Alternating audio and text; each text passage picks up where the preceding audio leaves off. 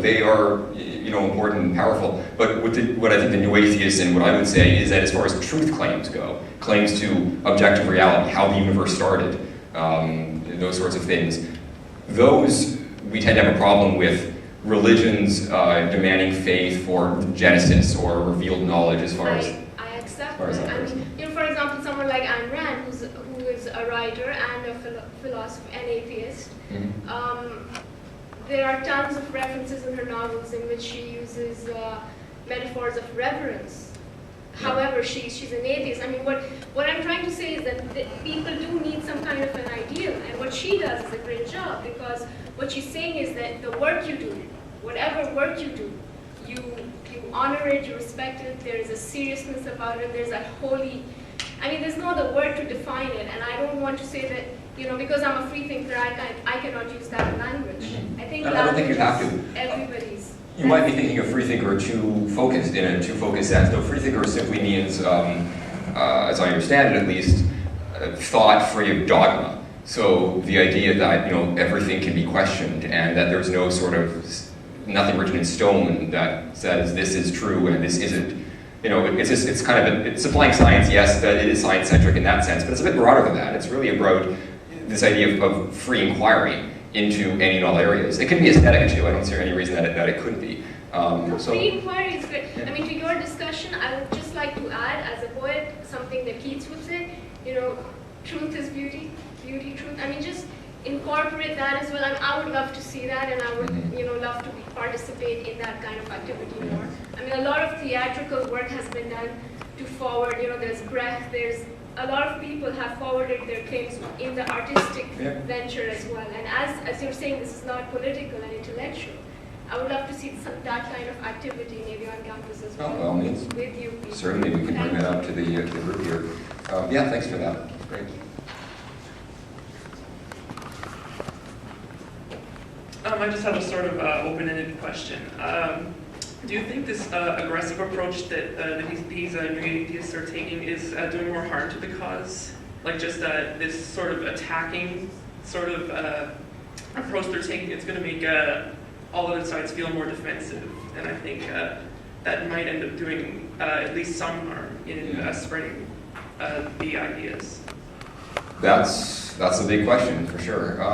No, I don't think they do more harm. And as I mentioned, the reason is not necessarily because they're getting what they want. And as I said, I think they're failing in terms of converting people, I think, by and large at least. I can only tell you somewhat locally at least from my experiences, most of the people that come to the center, 80% or so, were closet atheists or something like that. They're not all atheists, I shouldn't paint them with that brush, but of those that are, about 80% were probably closet atheists for a long time. But the Coping Without Religion group does exist for a reason, and there are people that do attend that irregularly, let's say. People who do need that sort of environment because they're just coming out and dealing with those issues. We also have an atheist meetup group that's actually getting a lot of new people, a lot of people who have just left religion. So, and many of them, yes, have done it because they've read the books. But to get to your question about there's a bigger issue, is it harming us? And I mentioned some of the alliances with religious groups that are harder to form. But to be honest with you, it's quite interesting. When I had my meeting with the woman that runs the Canadian Center for Progressive Christianity, I was a little bit terrified because I have my stereotypes too, I suppose, and I didn't know how she would react to me, and she didn't know how she would react the opposite of what I just said. In any case, but the meeting was great, and she opened by telling me that she has Richard Dawkins' books on her shelves and that she loves them. And it really broke the stereotype that I had in my mind, that she really was a humanist in her outlook, and she actually said that she is. She doesn't use belief in God to defend morals. She develops her morals quite on her own, using secular literature and Golden Rule and stuff that I alluded to before. So I don't necessarily know. I think in Canada, people are not taking that offense to it for some reason. So I think it's not harming us as much as it possibly is in the States as far as making these very important alliances. In the States, it's a bigger issue because of intelligent design. And Richard Dawkins, admits, as I mentioned, that, some of the evangelical Christians there actually shake his hand and thank him for doing such a great job of making it crystal clear that evolution and atheism go hand in hand, which is great for their purposes. I don't think we have to worry so much about that. Here people are amused, they're respectful, somewhere between those two sort of extremes, but not offended in the same sense as they are in the States. So I think they've done probably a better job for us here, even though that certainly they weren't thinking of Canada when they wrote these books. People don't think of Canada enough.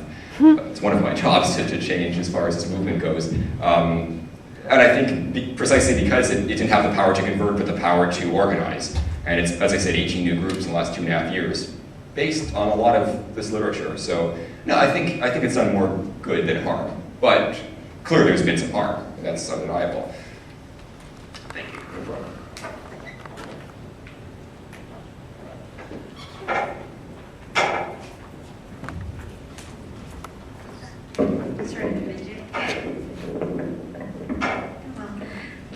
I had a comment and a question. The comment was actually for Fatima. I don't know where you are, but I'm a poet too, and I often recreate meaning. I'm a sociology major, so we do a lot of recreation and whatnot. So when you use the word holy silence, that can mean a whole different set of institutions for you, and it could even elevate to like 10 or 15 years. It could be that meaning that you've established. So language isn't stagnant, and neither are we.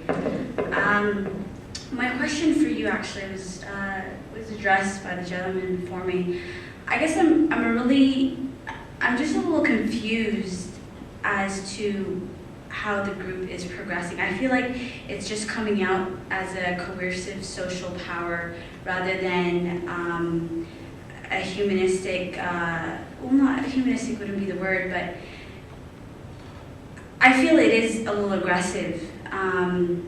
Like closing down the Scott Religious Center, I feel is a little, it would be like heading locks with the same sort of ideas that religious figures do. And I think it would defeat the purpose of coming out as a humanist.